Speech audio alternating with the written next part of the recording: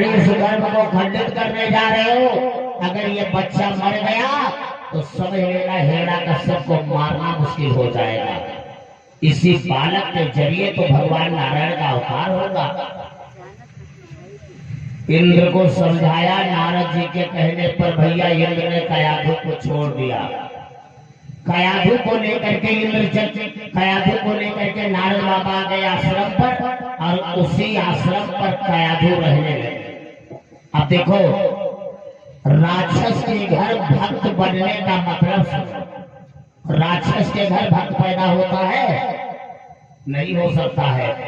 अगर राक्षस के घर भक्त पैदा हुआ तो जरूर किसी सज्जन विद्वान का असर उसके ऊपर पड़ गया है। जब कयाधु के गर्भ में बच्चा पल रहा था तो कयाधु को ले आए नारद जी, और नारद जी के आश्रम पर कयाधु रहती थी। और सुबह उठ करके बाबा बोले नारायण नारायण नारायण, तो कयाधु के कान में नारायण जी का शब्द जाए तो गर्भ में जो बच्चा पल रहा है वो भी नारायण नारायण नाम सुनता है। शास्त्र में एक बात बहुत सुंदर बताई गई है। एक गर्भ वाली स्त्री जो होती है ना, गर्भ वाली स्त्री को 9 महीने तक तपस्या करने की जरूरत है। 9 महीने तक भगवान की कथा पढ़ो, भगवान की पूजा करो, हवन करो, अच्छे अच्छे काम करो।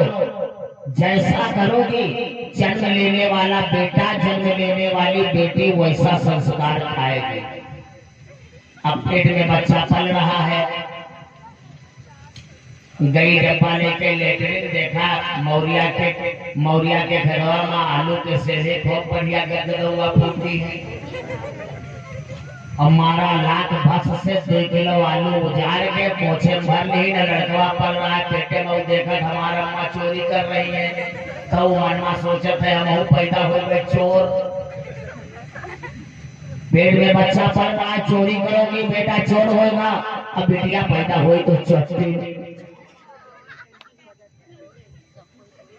9 महीना के अंदर झूठ बोलोगे तो बेटा पैदा होगा झूठा, बेटिया पैदा होगी झूठे। 9 महीना के अंदर बेईमानी करोगे तो बेटिया बेटा पैदा होगा बेईमान। लड़ाई करोगे लड़ाका पैदा होगा। जैसा करोगे वैसा तुम्हारा बेटा बेटी पैदा होगा। बिल्कुल तय। मानत हो कि नहीं मानत हो? और ना मानो तो तुम्हारे भाषण भाव समझाए थे। एक दिन सुना, एक सास बोली अपने बहू से, एक सास बोली अपने बेटवा से, एक चिंटुआ इधर कहा है, सुनो बहुरिया के पेट में बच्चा है।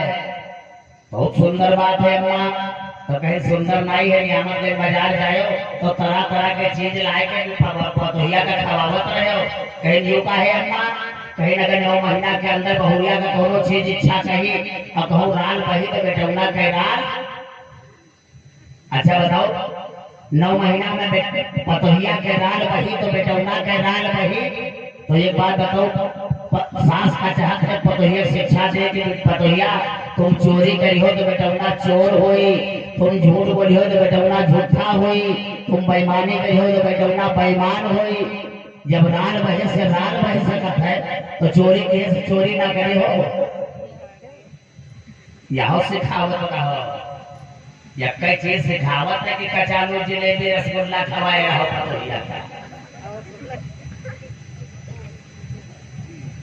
और ये जयराम विश्वकर्मा आपके कदमों से 11 रुपए का दान भगवान के चरणों में समर्पित हुआ। भगवान आशीर्वाद प्रदान करे। बोलिए वल्लभ बिहारी लाल की। जैसा करोगी वैसा करेगा, बिल्कुल लिखी बात है। नहीं विश्वास है तो अभिमन्यु को देख लो, सुभद्रा का बेटा अभिमन्यु। सुभद्रा को अर्जुन कहानी सुना रहे थे चक्रव्यूह के खंडन की। 6 द्वारों की कथा सुभद्रा सुन पाई थी, 7वें द्वार पर सो गई। 6 द्वारों की कथा सुना था, 6 द्वारों को तोड़ना अभिमन्यु को ज्ञात हो पाया और 7वें द्वार पर सुभद्रा सो गई। तो बताओ अभिमन्यु सो गया कि नहीं सो गया? और जब चक्रव्यूह के खंडन का नंबर आया तो जितना माँ के घर में सुना था उतना तो तोड़ डाला, और जहां पर माँ सो गई वहीं पर बताओ मारा गया या नहीं मारा गया। तो जितना सिखाओगी उतना तुम्हारा पुत्र विकास करेगा, और जहां पर चूक जाओगी बस तुम्हारे लड़के का विनाश हो जाएगा। बोलो वृंदावन बिहारी लाल की। इसलिए ऐसा सिखाओ कि तुम्हारे बच्चे का विकास हो, विनाश न हो, इतना सिखाओ। यही कारण है नारद जी के आश्रम पर प्रहलाद ने जन्म ले लिया। हिरण्याकश्यप के महल आ गया धोने, और भैया नामकरण कराया। अब छोटा सा प्रहलाद पेड़ के बल चला, टूने के बल चला, पैरों पैरों चला, महल की शोभा बढ़ाने लगा। अब पिताजी ने सिंडामर्ग गुरु के यहाँ पढ़ने भेज दिया। गुरु जी पढ़ावे, तेरा पिता हिरण्याकश्यप भगवान है। तो छोटा सा लड़का कहे मेरा पिता हिरण्याकश्यप भगवान है। लेकिन एक दिन अव्वल ज्ञान कहां से प्राप्त हुआ प्रहलाद को? एक कुहारन बुढ़िया से। जलती हुई अग्नि की लपट में बिल्ली के बच्चों को जब जिंदा देखा, घड़ा लाल लाल पक गया और बिल्ली के बच्चे अंदर जिंदा। कुहारन ने निकाला। ये किसकी कृपा से? भगवान की कृपा से। ये चमत्कार जब देखा कि श्री हरि का भक्त बन करके, और अब ना गुरु जी की बात, ना पिताजी की बात, ना दुनिया की बात, जो देखा उसी की बात, चमत्कार आ गया। श्री हरि की भक्ति हृदय में विराजमान हो गई। हिरण्याकश्यप ने तमाम जतन करके प्रहलाद को छुड़वाना चाहा, नारायण नाम छुड़वा नहीं पाया। चोटी से फेंकवाया, भगवान श्री हरि ने रक्षा कर लिया। हाथी से रौंदवाया, भगवान ने पीठ पर हाथी के बैठा दिया। खौलते हुए तेल में डलवाया, भगवान ने तेल शीतल बना दिया। होलिका बुआ की गोदी में बैठाया, होलिका का नाश कर दिया, प्रहलाद की रक्षा कर लिया।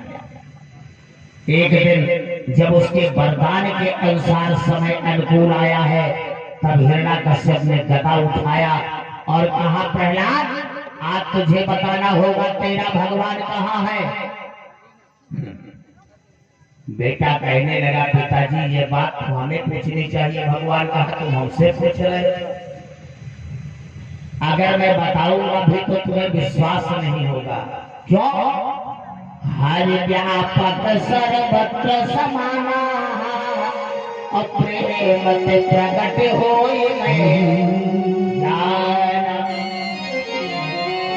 मेरा भगवान प्रकट होता है प्रेम से, और तुम्हारे अंदर न भरत भरी पड़ी तो भगवान मिलेगा कैसे? हर व्यापक सर्वत्र समाना, भगवान हर जगह है। एक माचिस उठाई, कहा पिताजी ये क्या है? कहा माचिस खोल करके तीली निकाला, कहा ये क्या? कहा तीली, और तीली के ऊपर मसाला लगा, कहा ये क्या है? कहा मसाला। अब जला दिया तीली, कहा ये क्या है? कहा आग। तो कहा जो आग है यही मेरे भगवान का रूप है। अब माचिस को छप्पर पर फेंक दिया जाए और हाथ जोड़ के खड़े हो जाओ, ये माचिस महारानी छप्पर में आग लग जाए, लगेगा? जतन करना पड़ेगा तब आग पैदा होगी। तो भगवान को पाने के लिए जतन करना पड़ेगा। समझा रहा है। फिर एक लोटा में दूध लिया, कहा पिताजी ये क्या है? कहा लोटा। कहा लोटा के अंदर, कहा दूध।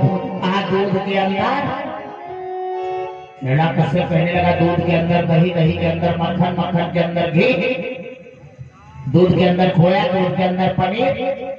अच्छा पिताजी एक बात बताओ, कोई माता बहन मिट्टी के घड़े में दूध भर के घुस कस के और हाथ जोड़ के बैठ जाए और दूध से प्रार्थना करे, हाथ जोड़ के पहिया पंथी मार के, हे दूध महाराज हमका काही ना कुछ और, हमका खोआ चाहिए।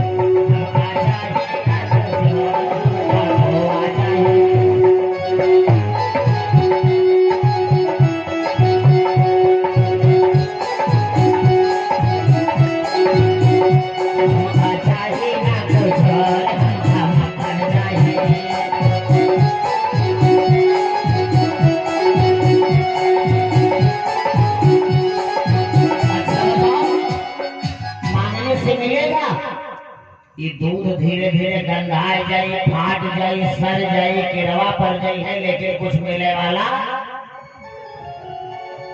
क्यों नहीं मिलेगा? क्योंकि हाथ जोड़ने से नहीं मिलेगा। अगर दही बनाना है तो लाल लाल जब बढ़िया पकाना पड़ेगा, ठंडा करके जामन डालना पड़ेगा, दही बन जाएगा। और मक्खन चाहिए, मखानी चलाना पड़ेगा, मक्खन मिल जाएगा। घी चाहिए, आप आग पर चढ़ाना पड़ेगा, खोल करके घी बन जाएगा। और अगर खोआ चाहिए तो औंटना पड़ेगा, खोआ मिल जाएगा। पनीर चाहिए, फाड़ करके पनीर बन जाएगा। बिना जतन के कुछ मिल नहीं पाएगा। बोलो वृंदावन बिहारी लाल की। मेरे भगवान को पाने के लिए जतन करना पड़ेगा, बिना जतन के भगवान मिलने वाला। अभी कथा हो रही है, भगवान को पाने का जतन है। अब जतन बहुत लगावा जाए, क्यों कथा सुने ना हुए बताओ में भगवान की दोनों गलती है। अब भगवान को जतन लगाए नहीं, कथा सुनेगा बताओ रातों में का गेहूं काटे महाए थे खड़िया पर। बहुत जने सपने में काटत नहीं है गेहूं, ये बिहार काट पारी नहीं, क्योंकि ऐसे लोगों पर तो भगवान पर भरोसा, विशेष करके हमारे हिंदू धर्म का तो भगवान पर भरोसा है ही नहीं। जाओ चले जाओ, नियामत गई मैं एक रिचार्ज करावे, ठीक 12 बजे रिचार्ज करावे, जाओ दुकान पर खड़े हो जाओ और उधर नमाजी बोल दिया अल्लाह अकबर, और के बाद में तुम्हारा औकात हो उसे रिचार्ज मांग के देखो, रिचार्ज करा देखो, रुपया 500 देखो कर रिचार्ज करेगा। वो शटर मार दे गई, नमाज के बाद में जो कुछ होगा भैया इससे पहले मार के हो जाएगा, लगाया टोपी निकल जाएगा। भगवान पर भरोसा है उसको। और इसमें किसी मुसलमान से ज्यादा कोई सुखी हो तो आप कोई खड़ा होकर के बताओ कि हम बहुत सुखी हैं। तुमने होली पार हो गई, चड्ढी नहीं खरीद पाए, होली पार हो गई, चड्ढी खरीदे तुम्हारे रुपया नहीं रहा। और परसों ये भी कोई मुसलमान बाकी नहीं थी कि एक नवा कपड़ा ना खरीदा का हो। बोलो वृंदावन बिहारी लाल की। तुम दिन रात हंसिया चला रहे हो, लेकिन उनका चड्ढी नहीं जुहार है। और बिना नमाज के पानी नहीं पीता है, बताओ उसे भगवान सब चकाचक है। जो भगवान के भरोसे है, भगवान उसे कभी भूखा नहीं सुलाएगा। और तुमको अगर अपना भरोसा है तो कमाइयो बहुत, लेकिन खाइयो नमका रोटी पक्का जाने रहो। अच्छा बताओ, आदमी काहे के लिए कमाता है?